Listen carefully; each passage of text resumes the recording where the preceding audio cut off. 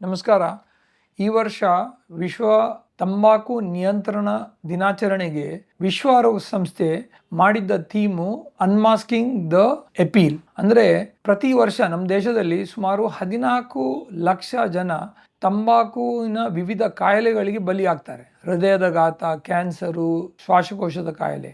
ಇಷ್ಟು 14 ಲಕ್ಷ ಜನ ಸಾಯುವಾಗ ಅದಕ್ಕೆ ನಮಗೆ ಹೊಸ ಕಸ್ಟಮರ್ಗಳು ಬೇಕು. ಈ ತಂಬಾಕು ಕಂಪನಿಗಳಿಗೆ ಅದು ಎಲ್ಲಿಂದ ಬರ್ತಾರೆ? ಅದು ಯುವಕರಿಂದ ಬರ್ತಾರೆ, ನಮ್ಮ ಮಕ್ಕಳಿಂದ ಬರ್ತಾರೆ. ಈ ವ್ಯಾಪಾರ ಸ್ಕೂಲು ಕಾಲೇಜ್ನ ಅಕ್ಕಪಕ್ಕದಲ್ಲಿ ಅತಿ ಜಾಸ್ತಿ. ಮತ್ತು ಇದರ ಆಕರ್ಷಣೆ ತರಕ್ಕೆ ಅವರು ಆದಷ್ಟು ಮಟ್ಟದಲ್ಲಿ ಫಿಲಿಮ್ಸ್ಗಳಲ್ಲಿ ಯುವಕರ ಮನಸ್ಸನ್ನು, ಆ ಚಂಚಲ ಮನಸ್ಸನ್ನು ಭಾವಿಸೋಕ್ಕೆ ಪ್ರಯತ್ನ ಮಾಡ್ತಾರೆ. ವರ್ಲ್ಡ್ ನೋ ಟೊಬ್ಯಾಕೋ ದಿನಾಚರಣೆಗೆ ನಮ್ಮ ಯುವಕರೊಟ್ಟಿಗೆ, ಕನ್ನಡಿಗರೊಟ್ಟಿಗೆ ಅಪೀಲ್ ಇರುವುದು, ಆದಷ್ಟು ಮಟ್ಟಲ್ಲಿ ಈ ಚಟಕ್ಕೆ ಬಲಿ ಆಗಬೇಡಿ.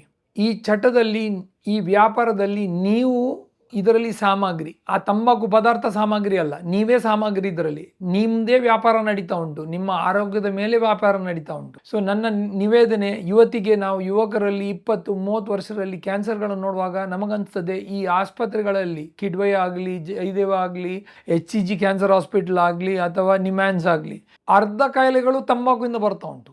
ಈ ನಿಟ್ಟಲ್ಲಿ ನಾವು ಈ ಒಂದು ಪದಾರ್ಥವನ್ನು ಬಹಿಷ್ಕರಿಸಿದರೆ, ನಾವು ಈ ತಂಬಾಕು ಸೇವನೆಯನ್ನು ನಿಲ್ಲಿಸಿದರೆ, ಮತ್ತು ಯುವಕರಿಗೆ ಇದನ್ನು ಶುರು ಮಾಡದಾಗೆ ಸ್ಕೂಲು ಕಾಲೇಜ್ಗಳಲ್ಲಿ ಪ್ರಯತ್ನ ಮಾಡಿದರೆ, ಈ 31ನೇ ತಾರೀಕಿನ ವರ್ಲ್ಡ್ ನೋ ಟೊಬ್ಯಾಕೋ ಡೇನ ಒಂದು ಮೂಲ ಪ್ರಯತ್ನ ವಿಶ್ವ ಆರೋಗ್ಯ ಸಂಸ್ಥೆಯಿಂದ ಮತ್ತು ನಮ್ಮ ರಾಜ್ಯ ಸರ್ಕಾರದಿಂದ ಸಫಲವಾಗುತ್ತೆ. ನಮಸ್ಕಾರ.